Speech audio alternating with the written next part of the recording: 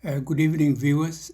This is your host, Dr. Gilbert Githere, coming to your homes with another session of Mazungumzo. As usual, we cover many topics. Now, this evening or this morning, depending on where you are globally, because we are using a new tool, you can see the paragraph I'm going to deal with in this subject from Hegel. The phenomenology of spirit, which I've been covering, because recently there has been discussions about, the way people treat others. The subject of others has always been there in history. Or I'm better than you, or you're better than me. And this kind of mentality has been there, and philosophers have been actually contributors. So Hegel is no exception. But he's a great philosopher. He's actually at the center of Western philosophy. And as you know, Western philosophy has always had the subject of others because it promotes individuals and the importance of individuals in governance and in a society. So this is what I've been looking at others in these times of Black Lives Matter, a lot of controversies about race, and W. Du Bois discussing about the 21st century will be the century of color line. I have tried very much to kind of catch up and let people know that these things are not actually very far from the philosophers of the day. Like Hegel in his writing of Phenomenology of History, he kind of touches on Africans and he says they have never even made a wheel or a bicycle, and he plays them down. So he puts the Germans to be up there and the other races down there. And this is common with him. So I'm going to deal with from the beginning. This is the opening of Phenomenology of Spirit. And he's trying to get to the subject of others, but first he has to introduce how knowledge is acquired. Because there is a way knowledge is acquired by a child and how it grows up in the family, how it develops with the relatives, bigger family expansion. Then it goes to the community, then the village, then the state, and it acquires knowledge and it becomes a scientist because it has acquired enough knowledge to be called a scientist, and it starts to innovate and discover things. But it has to start from somewhere. So, and also Hegel cannot be looked at independent of the German nation. Because when he's writing these pieces, Enlightenment has encroached onto Germany. Industrial age is creeping in. The sciences are becoming very essential and very important in the society. So as you read Hegel, although he is analyzing the development of an individual, he has very much the development of states from one historical development to another one, as W. Rostow has it. Development of nations are coming phases, although that one is being challenged by the digital age. So as you read Hegel, you got to also have that one in mind, that is also analyzing the bigger concept of a society like Germany. And you can see as he develops consciousness in an individual, he is also developing the importance of science. And it becomes very, very clear that science is at the center of Hegel's thinking. And that science he's thinking about is very much being controlled by language. The science he's talking about is actually very, very much controlled by the spirit. Because Hegel is actually, in the Western concept, the philosopher who ties spiritualism and human development and knowledge and language. At the end of the day, he says everything leads to the Supreme Being. But that is another day, because slowly we have been analyzing. We are trying to show that actually knowledge is very, very much an aspect of language. And once a people have language, they are able to acquire knowledge. So the indigenous people who have been very interested about, and this is why this analysis is going on, is because they can acquire the highest levels of knowledge. At any historical development, at any area, you can find a nation like Kenya, Ghana, or South Africa, or Nigeria, just getting to the top of the digital age. And you look at them, you wonder, are these the same people we were thinking they cannot acquire knowledge to this level and surpass many nations?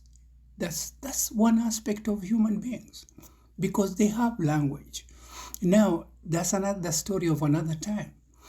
Now, you can see I can play about with my pictures, because you can be reading this section as I kind of talk, because you see this will be our analysis. This paragraph you see here is so important in Hegel. And if you look, it is covered. Don't bear with me, because this is a new technology I'm testing out. So in this paragraph, which is very much in the opening of Phenomenology and Spirit of Hegel, he takes the word now. Now is a universal concept. Sasa, that is Swahili. Reu, that's Kikuyu, meaning now. So you can see is a universal term. And that's what Hegel opens with. So he kind of tells you that once you have a language, you're going to have the word now. It's a universal concept, because to have now, you have to have time and space. So everybody senses time and space. It doesn't matter whether you are an Igbo, a Kikuyu, a Kamba, a Nyosa, a Hausa. You have a sense of time. You have a sense of now and tomorrow and yesterday, because now really passes with time. Change is something you can't stop. That's why there is now. For example, you can say night is now, or day is now. Let's say night becomes your first now. But night is negated by day.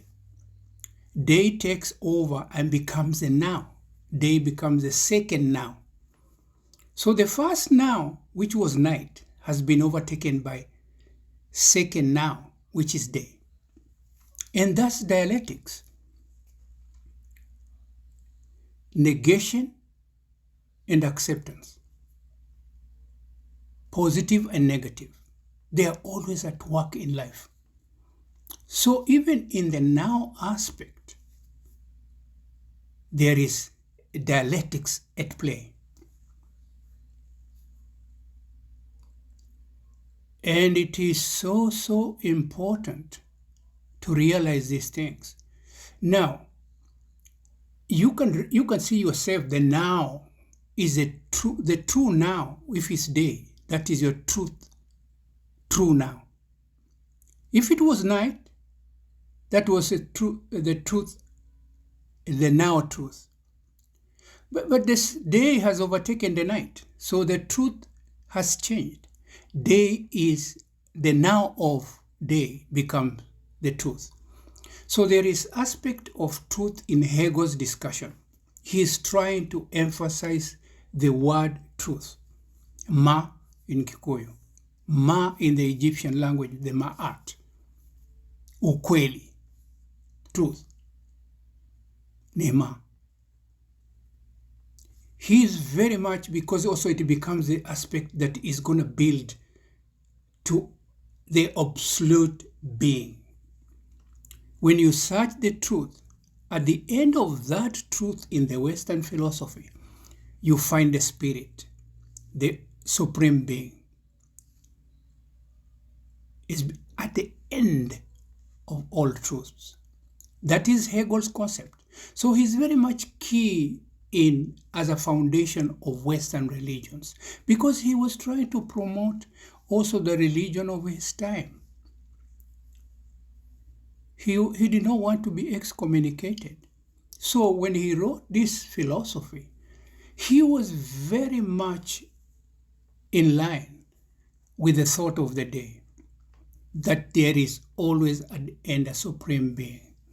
Because Catholicism was very strong during Hegel, but that's another discussion on another day. So as you look at this thing, you can see that now there is cancellation, superseding of one, the other one cancels the other one. There is negation and acceptance, negation. And just this opening is dialectical. And that's how knowledge is acquired. And those people who are at the level of this kind of study, sometimes it's just, we are trying to go in detail until we reach now. Hegel is discussing that an individual is seeing himself as I. And he's negating that he's not he's not an object. And he's not a tree, he's not a stone, he's a human being, and he can think. And the human being is becoming the dominant factor in the environment. And then that's where now we will start to see others. Because the individual will want to promote himself and his interests more than his neighbor. And that is where the otherness comes in inequalities. Because the individual in the Western concept, in the utility of things, he must have the utmost utilities reserved for himself or herself. And it is only when he has excess, he is told he can share with his neighbor. So the individual's promotion in the Western concept, just by itself in the philosophy, creates the sense of others or otherness. And you can even see in this paragraph over here, you can see otherness. You can see otherness.